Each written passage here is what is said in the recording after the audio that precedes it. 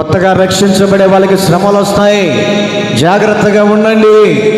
కొత్తగా దేవునిలో బాప్తిసం తీసుకున్నటువంటి వాళ్ళకి నిందలు వస్తాయి, జాగ్రత్తగా ఉండండి. కొత్తగా రక్షించబడిన వారికి అవమానాలు వస్తాయి, జాగ్రత్తగా ఉండండి. ఎందుకు ఈ మాట చెప్పగలుగుతున్నానంటే, నూతనంగా రక్షించబడినటువంటి వ్యక్తిని అపవాదినటువంటి సాతాను జగడానికి, నిన్ను లోను చేయడానికట పక్కవారి వ్యక్తులు దూరి నీ ఆత్మీయ జీవితాన్ని దెబ్బతీయడానికి ప్లాన్ చేస్తుంటుంది.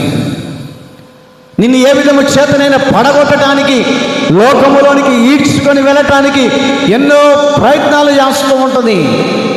అది భర్త ద్వారా రావచ్చు, నీ తోటి బంధువుల ద్వారా రావచ్చు, నీ తోటి ఇంట్లో వారి ద్వారా రావచ్చు, ఏమండి పిల్లల ద్వారా రావచ్చు, ఏమండి సాతాను అనే విరోధ భావం ఎవరి ద్వారానైనా కూడా